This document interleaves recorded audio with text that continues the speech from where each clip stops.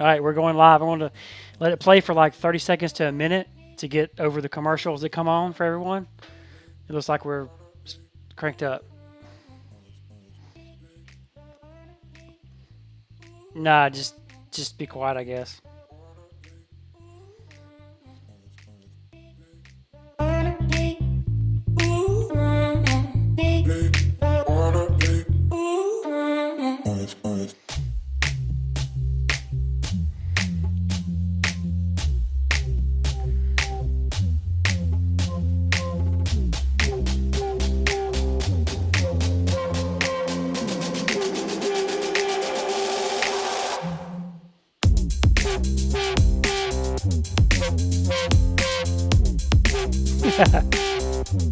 I did.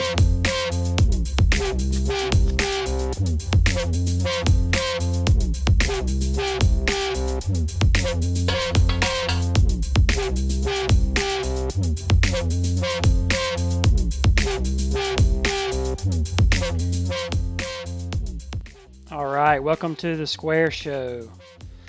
So I want to introduce my guests today. My guests today, and they're actually permanent guests on the show, are Reversion Ronnie. You want to say hello, Ronnie?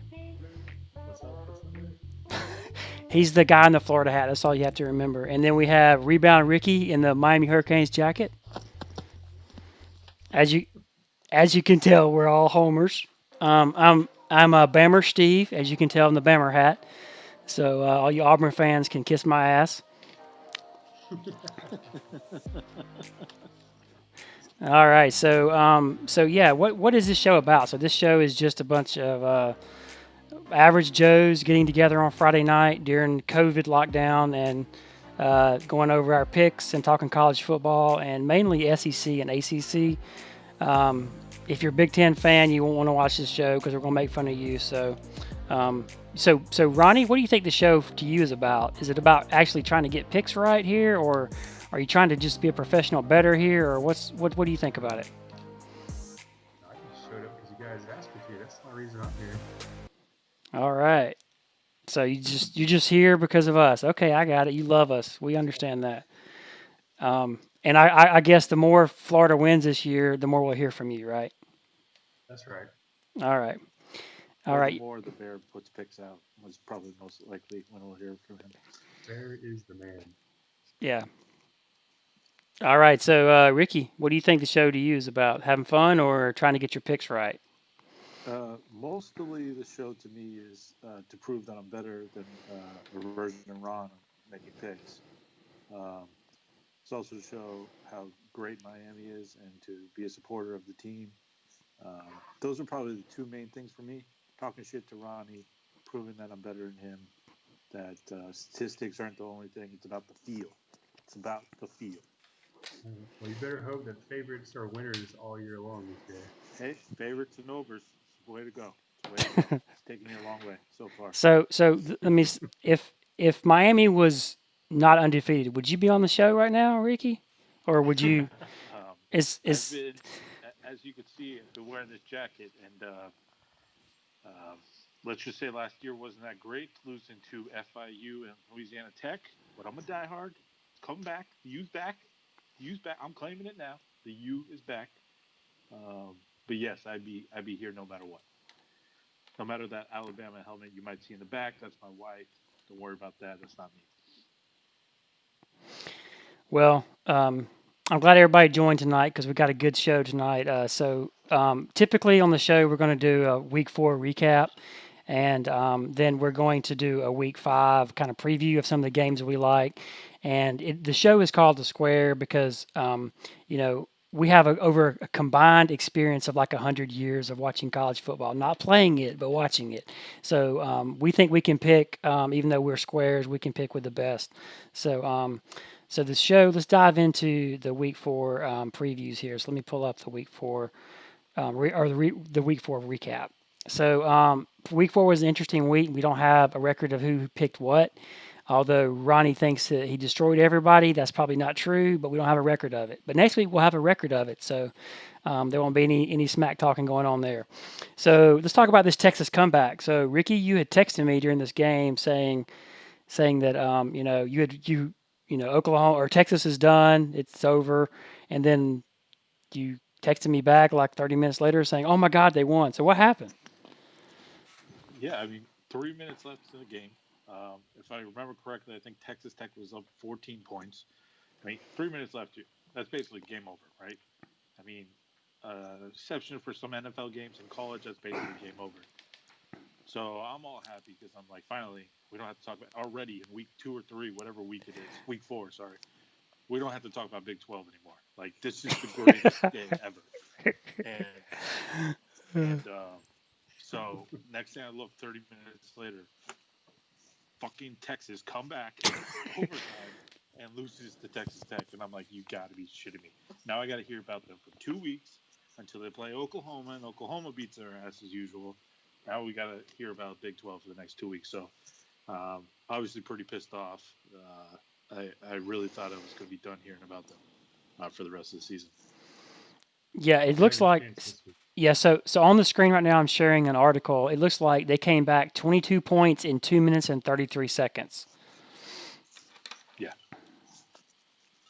So, unheard of. Absolutely ridiculous. And I don't remember what the line it was on that game, but there was some people who obviously thought they were going to make a crap ton of money and lost it all.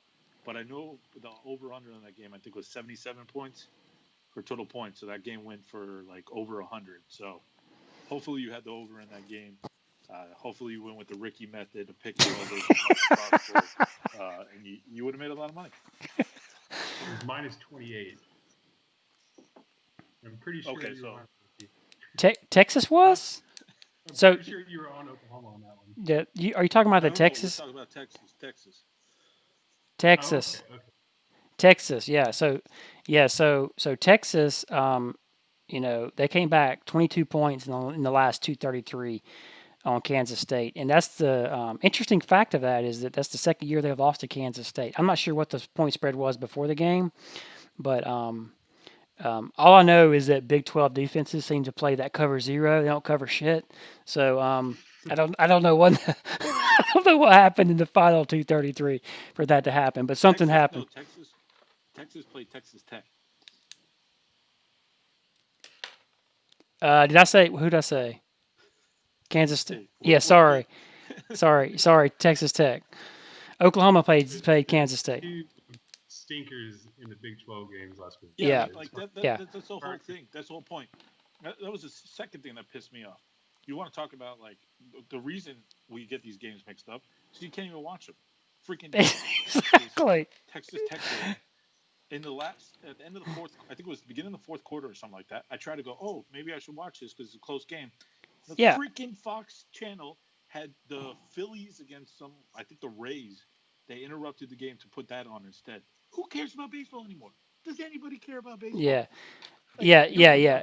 Maybe a historic upset, and you're putting a no-name baseball game on that nobody cares about, especially where I live. Nobody cares about baseball. Yeah. So I was getting them mixed up with the Okie game, which to me they're the same game, right? The same Big 12 teams. They all look the same. They don't play defense. So yeah, you're right. That was Texas Tech, not Kansas State. So I was reading the article here, Inside the Numbers, a Texas comeback for the ages against Texas Tech, which is on the screen right now. It did say that due to Texas' extremely fast offense, so Division I, you're claiming you're fast, so apparently they're fast. And it says also that Texas had a 0.6% chance of winning when they were down 22 points. So talk about randomness. Talk about that 0.6%. That's some random jumping out to bite you in the ass for sure. Yeah. Wasn't there like a onside kick, block punt, something to get him back in the game just to get it to overtime? Yeah. All right, Ronnie, any comments on the Texas game? I mean, I pretty much covered it on that. It's just you don't know what you're going to get with Texas, man. Everybody's talking about this is the year to come back. This is the year. I don't know if it's the year, man. Yeah. Okay. All right. Yeah. All right. We can move on to the next game, which is the Dogs versus the Dogs. So the Mississippi State Bulldogs versus the Corn Dogs of LSU. So it looks like the real dogs ate some corn dogs. I don't think anyone saw that coming, but holy cow! I mean, I was watching the game and it looked like to me it looked like some airmail going on there. Every time I would turn it over to the game, flipping back and forth, I would see some just bombs being dropped with the air raid offense of the Pirate there. Um, so I know it was like 600 and over 620 something yards of passing. So did anyone see that coming? Ricky, Ronnie, any of you? That's Mike Leach for you, man. When he's got Washington State, he runs 10 wide receivers, and this whole concept is just burn cornerbacks. You have to rotate in cornerbacks just to help them keep their breath. And you're going to have some, not so good cornerbacks on the field at some point, and they're all going to be tired. That's just what he does. This is awful. Yeah, I mean, I kind of think this was the perfect storm. Um, you had a LSU team that's having to replace a lot of starters, people that opt out on that championship team last year. Um, this I kind of I talked about with friends before Miami hired Manny Diaz. I would love to see what Mike Leach could do with somebody like Miami talent, and SEC talent is not much different. Obviously, not as good as Miami talent, but seeing him with that SEC talent, he's doing some pretty amazing things. I do think that Derek Stingley being out probably might have been worth 2 touchdowns. That would have been the difference in the game right there. Um, I thought Mississippi State played real well, but they were they were trying to give away that game in the fourth quarter a couple times with KJ Costello fumbling the ball and just making some bad plays. But it'll be interesting to see what happens. Mississippi State. Yeah, Mississippi State being Mississippi State, and it'll be interesting to see how LSU recovers from this, and can Mississippi State keep it up? Like, this is the first game playing under Mike Leach, so will they only get better, or this is what they'll be? They'll be up and down. Sometimes it's going to work, sometimes it's not. We'll see. But the Pirates is exciting. I agree. 17 starters hard to replace, man. LSU, they're talking about they're going to be good this year. They have a pretty big hill to climb.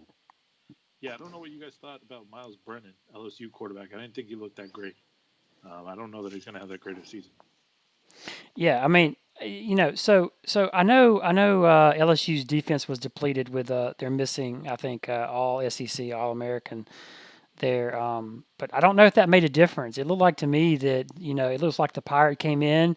He got a Stanford. Was it a Stanford graduate to come and graduate transfer to? KJ Costello. Yep. Yeah, so Costello. I mean, I'm not sure why you would go from Stanford to Mississippi State, but hey, that's what happened. He transferred there. And graduated. That's why. Yeah. Okay. That ag degree wasn't going to get him anywhere. Yeah. Yeah. So I mean, he was dropping bombs, man. So I don't know if Stingley would have made a difference. I seem to think that he would not have made much of a difference because it looked like to me the air raid was getting the matchups they wanted one on one and just dropping the bombs. But at the end of the day, to me, the Pirate made the difference, and it did surprise me that LSU's defense did not have answers for what he was doing on offense. Yeah, and if anybody's looking for a team to root for and they are opposed to Miami for whatever bad reason, go check out Mike Leach's video about jumping on the bandwagon for Mississippi State. One of the funniest videos, Steven, you sent that to me.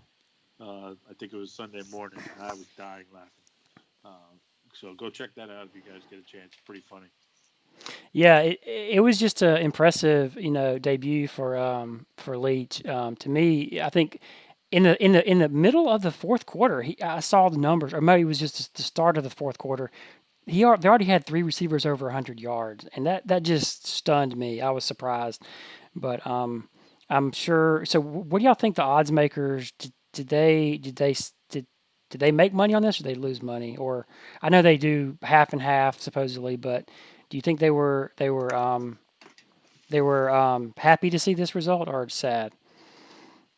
The ticket count was pretty even, but I'm pretty sure money was probably on LSU. Yeah. I mean, it really depends on how many people put the money down before the news of Stingley came out, because that didn't come out. I was watching game day when it came out, so I think it came out at like 11 o'clock Eastern time. That game was a 3:30 Eastern time game, so really depends how much the ticket count was done before that or after that, probably. Okay. Well, yeah, that's we'll see what happens this week. We'll move on to the next game, which is the game that I got confused with earlier, which is the Oklahoma versus Kansas State. And as we know, Kansas State prevailed in that. Kind of a shocker. I believe, Ricky, you had texted me at one point that Okie was a 28-point favorite. So that was kind of a bust, right? Yeah, no, I had picked the minus 28, so I definitely thought that was going to get covered. And midway through the third quarter, it was 28-7 Oklahoma. And I thought, yeah, for sure, the way Oklahoma plays, they'll throw a couple more touchdowns. Kansas State, I know at some point in the season, I don't know if it's still that way, I think it was like 13 people missing, a lot of offensive linemen. So I just figured, yeah, they've been playing, I think it was Arkansas State very close, or either they lost it on one or the other.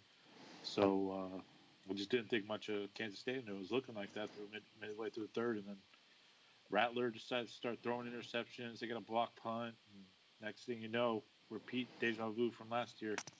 Another blown potential playoff chance by Oklahoma. Kansas State got them last year. Yeah. Kansas State I think Oklahoma gave up over 8 yards of play on defense. So it's just your average Big 12 defense. I mean, it looks like. Go ahead, Brian. I was just saying, it looks like Oklahoma's just out there playing backyard football at the end of the first half, and just kind of out athleting everybody. And then Rattler kind of got right over there. Didn't put up any points. Can't run the ball. Oklahoma can't run the ball the whole game. At this point, it blows my mind that Oklahoma, you can have that great of offenses, and you have unlimited resources. You're in that top tier of, Alabama's, Ohio State's, Texas's, money wise, and you can't go get a defense coordinator. You can't figure it out. Like, that's the whole Big 12, man. I mean, Dave Aranda a couple of years ago, you couldn't got him. It just amazes me that they cannot find a defensive coordinator, because they can obviously recruit kids, but they just cannot get a good defensive scheme. It's ridiculous. Yeah, so that's a good topic to talk about real quick because to me, I don't know if it's the camera angle of Big 12 games, but to me, that looks like there's so much space out in the field. Like I don't, it's like I'm watching a different type of game. There's space, people are running free. The field looks bigger. I don't know if it's just like the Big 12 stadiums have a different camera angle and it's a different shot, but to me, it's not just a Oklahoma thing. It's kind of the whole conference is just, they all play so that they can kind of play for the right to get blown out by Alabama or Clemson. So, so I don't really understand how they don't play defense, but hopefully, we don't have to worry about the Big 12 in getting into the playoff and getting blown out now. Yeah. Unless Texas gets through somehow. Yeah. All right, and now this is going to be a very enjoyable topic on the next one here because we have, Reversion Ronnie is a huge Gator fan, and then we got the U represented down here with Ricky. And so let's talk about FSU, guys. What's going on with FSU? Just breaking. They just decided to opt out this season. They just declared that all their players have coronavirus. They're going to skip the next 3 weeks, which means they would have to forfeit the rest of the season. Mike Norvell has resigned. Deion Sanders is actually leaving Jackson State to become the Florida State head coach. That's what my sources tell me. No, it was a great Saturday night at my household, 52-10. Other than the first drive, where we eventually held them to a field goal, that was about the only part that I was worried about. After that, it was just a thrashing. We could have easily won 80-10. Our quarterback King, it really looks like he's developing as a passer. not really using his running game too much since that first game against UAB. Um, kind of puts him in Heisman contention, not because of this game, but what he's done so far this season. Um, but it was great to see. It was fantastic. You know, it's one of those opportunities where you get to blow out your rival. You got to do it. Got to just put it on their neck. Never has 50 cheeseburgers been scored in one of these games. 50 and burgers. we put 52 cheeseburgers up on FSU. So It's a 50 burger. A 50 cheeseburger. 52 cheeseburgers because I like cheeseburgers. Okay. So Ronnie, you know what it feels like to have half 100 hung on you during the SEC championship game. So you want to tell us what FSU is feeling? Shots fired. Shots fired. Tebow tears coming down. Recency bias. I'm gonna go with it. Recency. When's the last time you guys been in the SEC championship? Recency bias. Pretty decent. Can't win. Yep, I'm living in the past here. Living in the We past. been there like 4 or 5 years ago. That wasn't in our favor. Last good one was 2008. Oh, okay. Yeah. So Sound like Miami fans now. yeah. So in all seriousness, is you think there's an issue at FSU, or is Miami that good? So which one is it here, Ronnie? I think they're just having a lot of issues with getting the staff in place to help with the talent. They always have good recruiting classes, but they didn't get the talent turned around. So I think they're just having trouble getting it turned around there, and hopefully it stays that way for the next 10, 15, 20 years, maybe longer.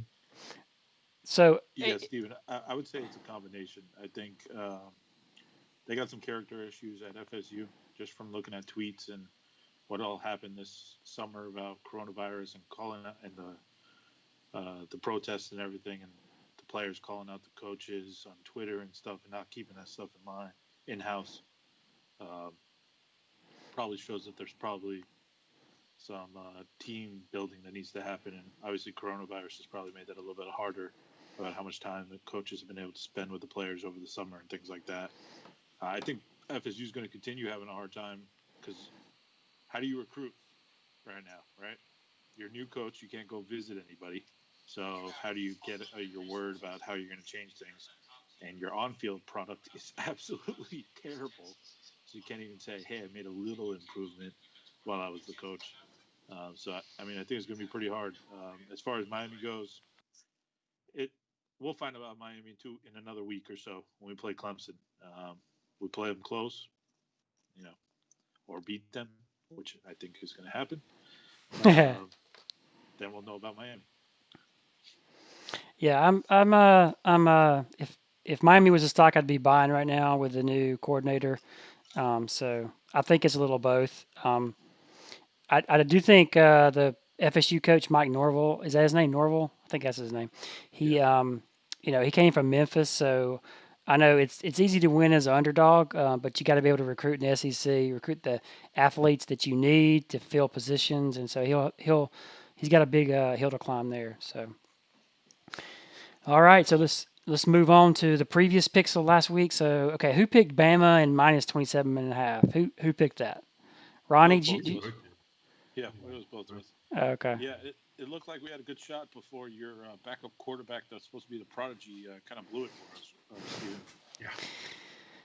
Yeah, well, if you remember right, I think I told you before the game that these opening games for Bama are always dicey, and so they get these big leads, especially when the team is not that great. If they play a premier team, sometimes they'll blow them out. But these, like West Virginia's they've played before, and Virginia Tech's, and then now Missouri. These middle of the pack teams, they just they get a big lead and they just sit on it and they bring in the backup. So I was hesitant to bet on that. Although if they had blown them out and you had won, I would agree with you as well too.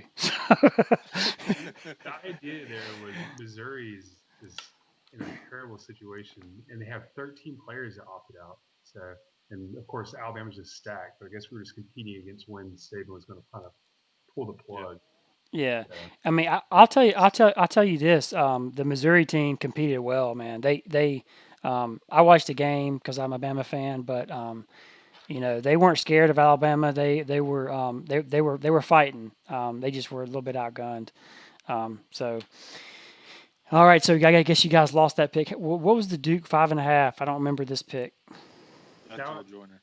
Yeah, that was me. So the idea there was Duke, not a good team, but they were plus 5.5 against a team that hadn't played yet in Virginia, which is, I thought, not a good team either, but they did cover. That didn't work out well for me. Things didn't go well last weekend. So Duke was a 5.5 point favorite, and I couldn't really hear you, but you Underdog, said right? Underdog. I'm sorry, underdog. Yeah, they were a 5.5 point underdog, but so you took Duke and the points, right? I took the Yeah, Duke. yeah. I don't think that's a bad bet, man. Even though you lost, it's bad, but at the end of the day, Duke is a well coached team. So Yeah, Coach Mendenhall though, it was going to be interesting to see what he did this year with the new quarterback. So we'll see what happens this year because he was previous coach of BYU, I believe. Established a pretty good program there, obviously. So see what he can do with BYU with the new Virginia with the new quarterback and everything. all right, and so I guess the Miami -11 was a good pick, right? Money in the bank. Yeah, it was a great pick. To be honest, I was actually scared about this one because College Game Day was all about, hey, these rivalry games, they're always decided within one touchdown. In Miami's case, Miami FSU's is like usually 1 or 2 points almost every single time. I was getting a little worried there, but you had to after you see Georgia Tech earlier in the day getting blown out again. You're like, all right, FSU lost to that team. They can't be that good at all. So something we just had to take, and it worked out. And then Oklahoma and 27.5. I guess that was that was bad. Said, we can keep going.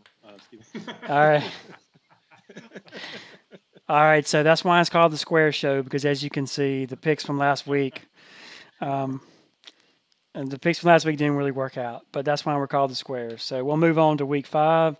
So coming up on Week 5, guys. So let's talk about 3 games or 2 games, and then I'm going to go around, and Ricky, you're going to give me your best picks of the week, and Ronnie, you're going to give me your best picks of the week, and you're gonna tell me why you picked the teams that you picked, what your logic was, and then you're going to give out your phone number in case people want to call you to discuss the game with you, and you're going to give them your professional advice on this. So, but let's talk about Texas A&M and Bama. I'm going to pull them up on the screen. So it looks like here's what's interesting. So if you look on the screen now, guys, I've got the OddsShark. These odds are courtesy of OddsShark.com, and it looks like Texas A&M and Bama. And let me zoom in here so you can see. So if I zoom,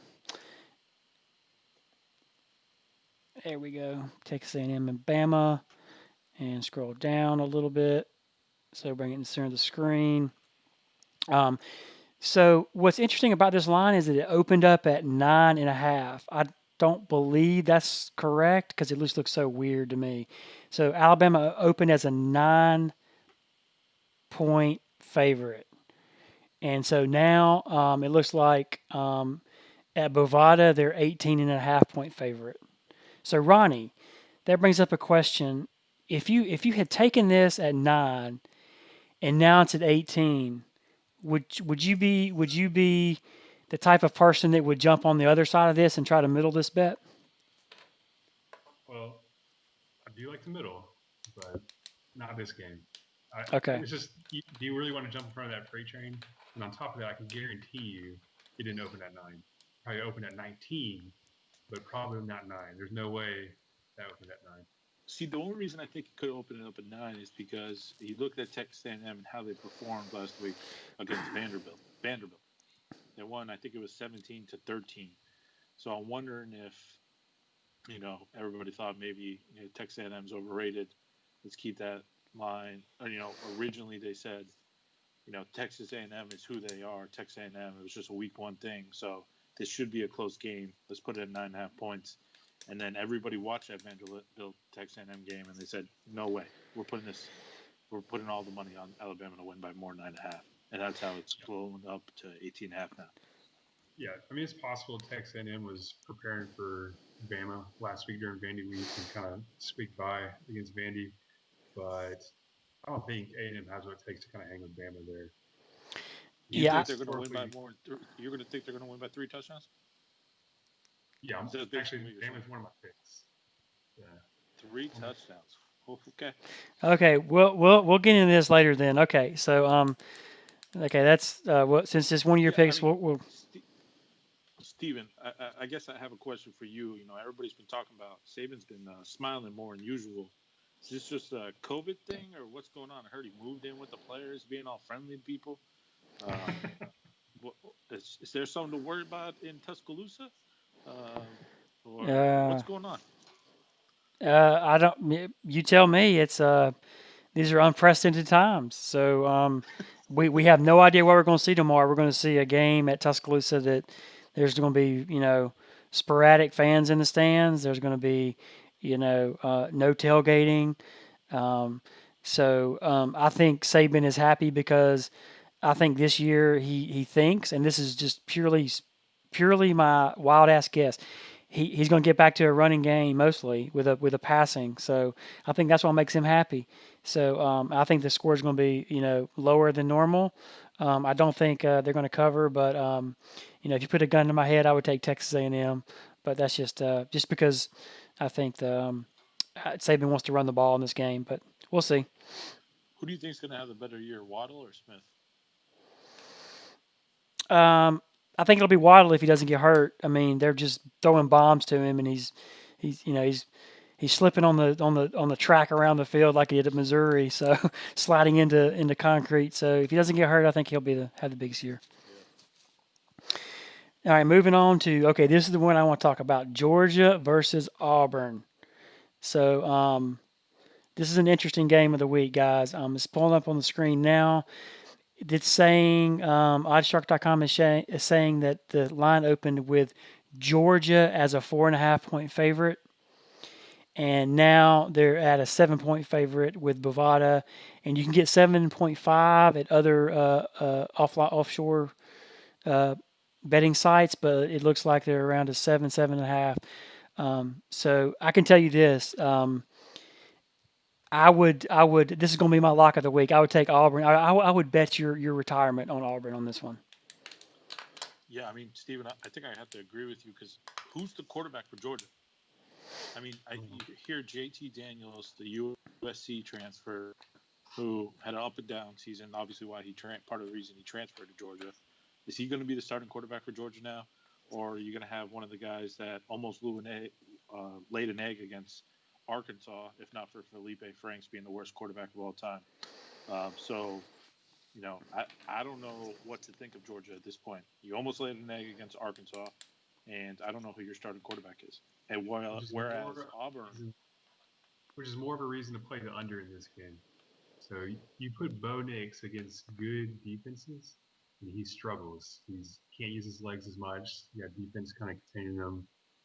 He's not an accurate enough passer. He doesn't make good decisions to kind of take over the game. So I think both offenses are going to struggle for that reason, which is why the under is a play. I agree. How many points did Auburn end up scoring last week against Kentucky? Because everybody thought that was going to be a close game, and then Auburn, I think, won by 2 touchdowns or more, right? Yeah, I think they had 3 second-half touchdowns. It was like 29-19 or 29-13 or something like that. Yeah. Well, I do want to say this about Auburn. I mean, so what Auburn does is, I mean, I've been watching them as long as Alabama because they're part of our history as well. What Auburn does is they circle certain games on the calendar. So you can't look at what happened last week with Kentucky and even say anything about this week except for what Ronnie said, which is maybe the quarterback is not good under pressure, but Auburn can win a close game, and I don't see this being, I wouldn't bet the farm on a 7 point, but I would definitely bet the farm on a 7.5 point. I would take Auburn at 7.5 all day long because I think it's a close game and it'll be under as well. And it is the is it the primetime game on ESPN or ABC, or is it going to be Yeah, it's prime time. CBS? I'm not Is it sure what CBS? channel, but I think it's either ABC or ESPN. But it's prime time. Yeah, yeah. I know we're the only three people that's gonna watch this show, but if anybody else is watching, don't bet the farm. Don't do it, man. Well, they call us squares, right? So, Listen, we're trying to get rich here, okay? I yeah, want this to be an actual TV studio by the end of this year. I don't want to be stuck in my office. So, yeah, yeah. yeah, guys. I mean, look, if you've watched as much football as us, I mean, I've watched thousands of games in my life. I am 100% on this game. So if right now, if you've got cash laying around, take all the cash you got laying around, get that cash and bet on Auburn in 7.5. Don't take the 7, but take the 7.5. So that's just And maybe So do a parlay with it. Maybe do a parlay with it. yes, maybe yes. tease it. Maybe tease it. Maybe tease it up to Okay, 17 or 14. okay, cool. But I'm Yeah, so glad we're doing this show next week so we can talk to Steven about his plus 7.5. We'll give him plus 7.5 here too. Yeah, yeah. So, it sounds like Ronnie and Steven, you're both on Alabama over 18.5. all right, hold on. Yeah. No, wait, no, I'm not. Alabama, no. He's the other way around. No, I'm Texas Okay, A&M. so, I don't like okay. chalk, but I'm taking it with Bama. All right. All right, so picks of the week, guys. Last segment of the show. Ricky, do you want to go first, or you want Ronnie to go first? But just give me your locks of the week and tell me why. Tell us why you picked the teams you did, and then give out your phone number if you want people to call you. So you give them professional advice and maybe charge them some money. So let's hear it. Yeah. So I'll go first just because you're going to want to hang up after you hear my picks. Ronnie's going to be loser picks. So you just want to focus on mine. Sure, sure. So up front, I got Oklahoma with -7 over Iowa State. Iowa State's one of the most overrated teams of history, right next to Oklahoma State, who also can never do anything when people are rooting for them. Mainly, I'm picking Oklahoma -7 because Oklahoma has to know now that they lost this game. They probably don't have a chance to make the playoff, but the only way they will have a chance to make the playoff is if they run up the score and score 60, 70 points on everyone. And Iowa State's not going to be able to score that many points on Oklahoma. So that's why I'm going with Oklahoma -7 over Iowa State. You want to say some? You want to talk some crap?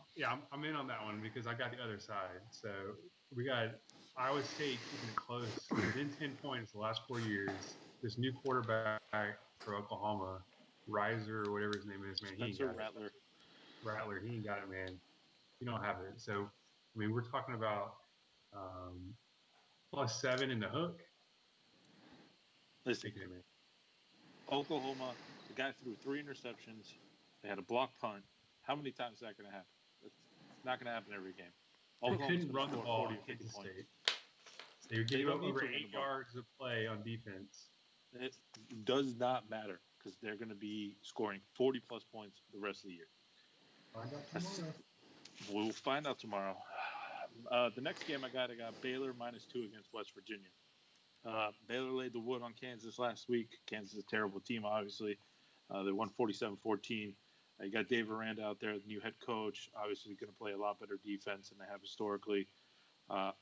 West Virginia could only put up 13 points against Oklahoma State. So what are they going to do against a Baylor defense coached by Dave Aranda? I'm saying Baylor -2 here.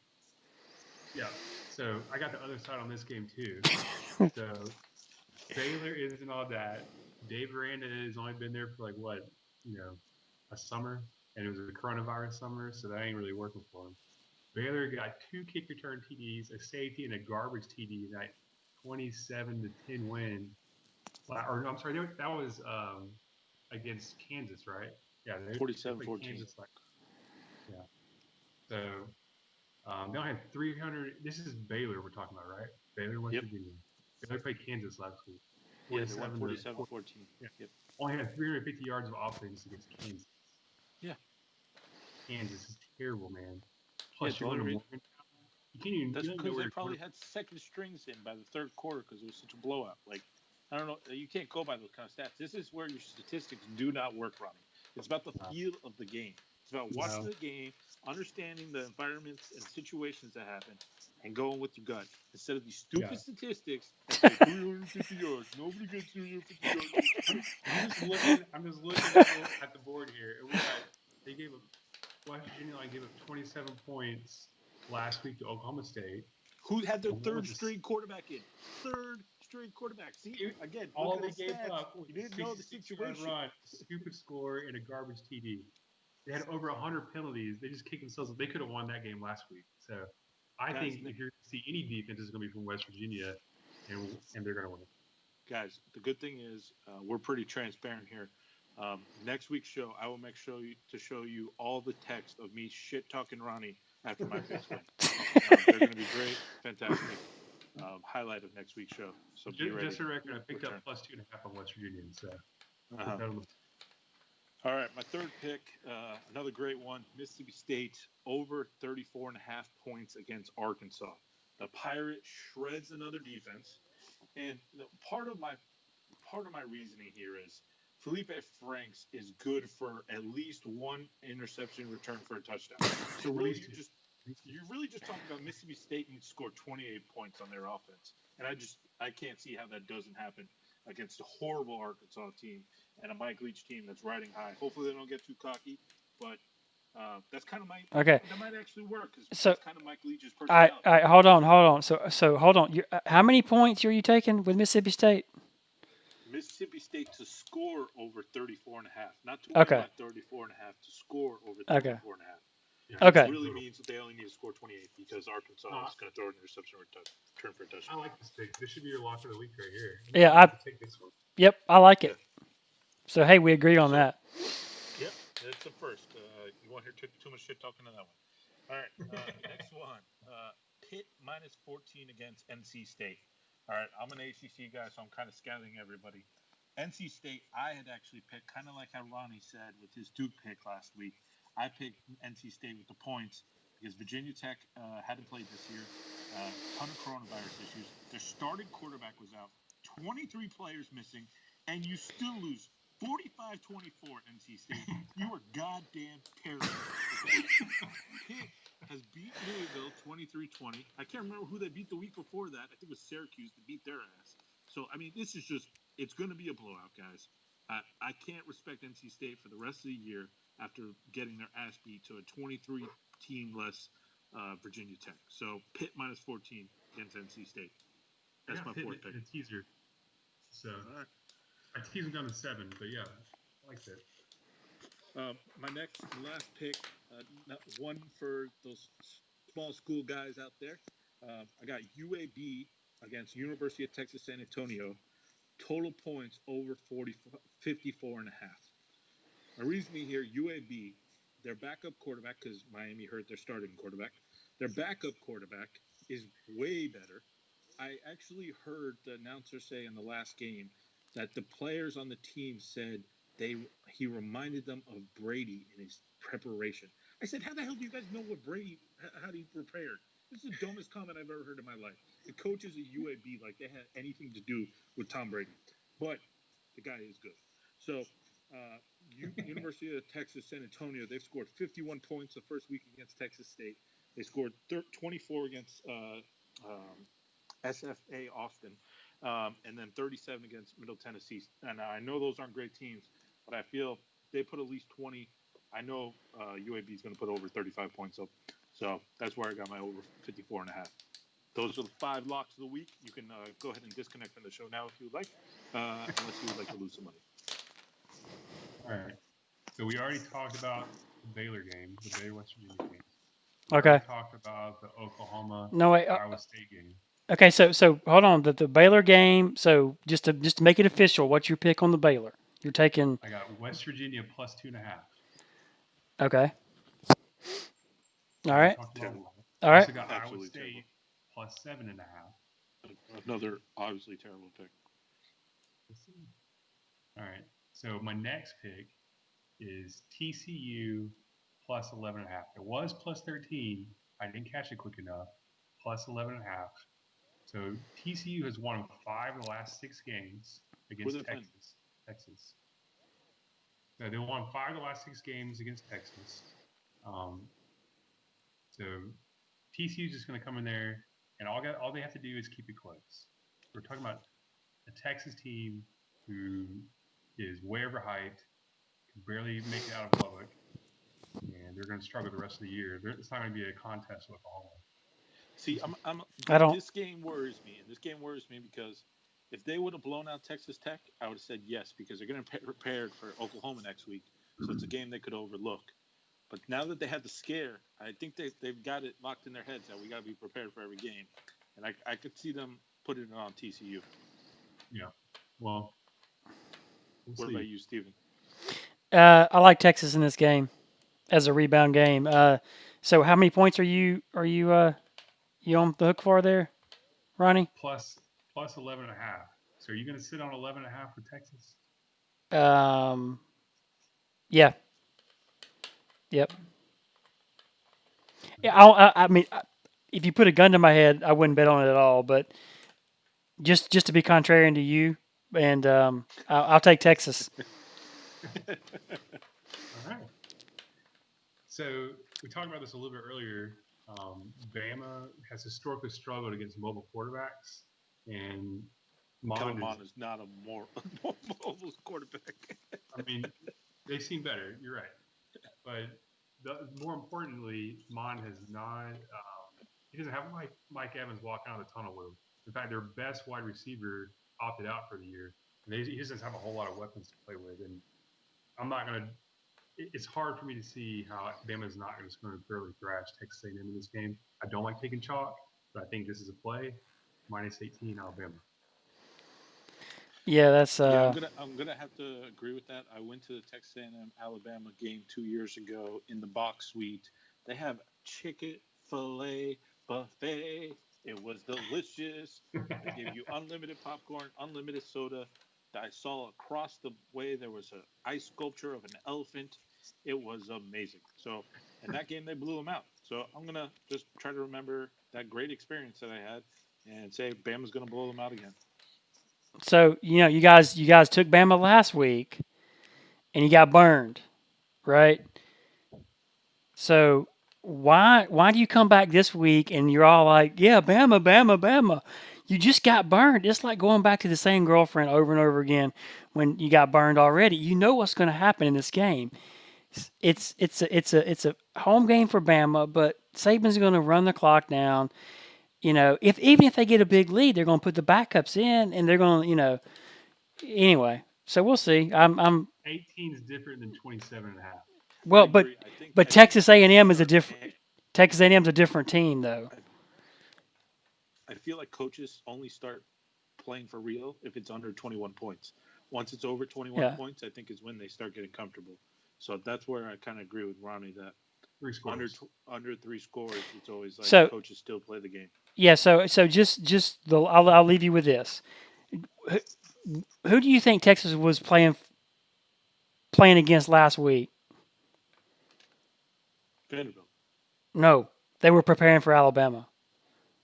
They have been preparing for Alabama for the last 3 weeks. But it's not like they got a new coaching staff. They aren't going to show out some new extravagant offense or anything like that. Yeah, but no, the object was just to get through the game best you can because you got Bama coming up. So anyway, all right, we'll see. I'm gonna take Alabama on that one. So any last departing? Wait, you just gave us all that crap, and you're going to take them plus 18. I mean, I'm taking Texas A&M. I'm not taking Bama. Is what I meant. Sorry. Okay, so I'm taking Texas A&M, and I'm gonna take 18.5. Underdogs, baby. Okay, cool. Ronnie, you got one more pick. Yeah, 2 more. Oh, you did 6 picks this week. Well, no. Okay. I see value. I'm going to take it. So. Oh, Jesus Christ, guys! That's 6 picks you're going to lose money on. Oh, 6 picks you're going to lose money on. So here's another one. Once again, I don't like taking chalk, but Oklahoma State is playing Kansas. Kansas is absolutely terrible. So Oklahoma State, yeah, they haven't shown up on offense yet. I heard that the starting quarterback that had injured his thumb last year, got surgery. He's practicing this week. So that right there is like reason enough to take it. And Kansas is absolutely awful. Just really terrible. So minus 22.5. It's going to be a name your number game. Oklahoma State going to cover. Man, that's I want to know what's wrong with you, man. Something's wrong.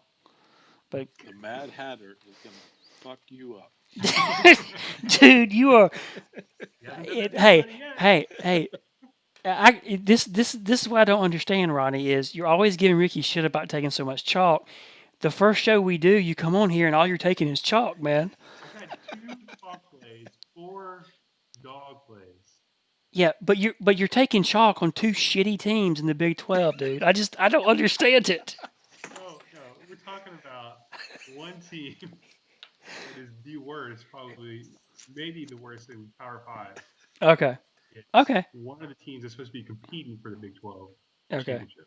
Well, that's why you're the professional on the show and I'm just the square, because we'll find out tomorrow. But okay. All right. The last play, SMU plus 2.5. So the play here is Memphis hasn't played in over like a month, right? They opened up with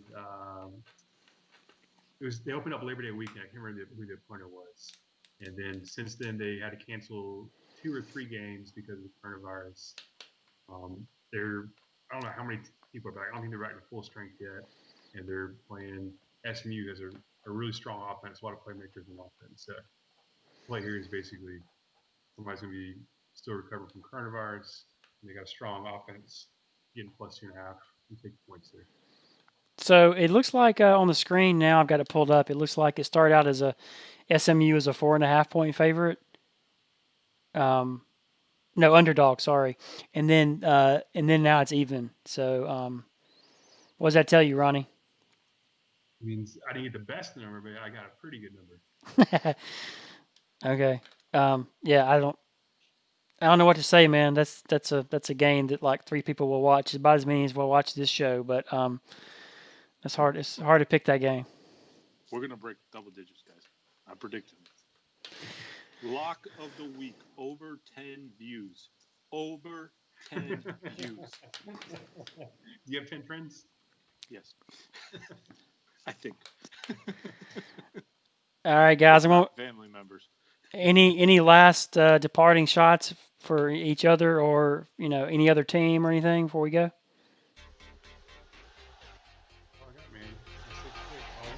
All right, No, they're all. come back next week to see all the shit that's up for Ronnie. All right, they're all.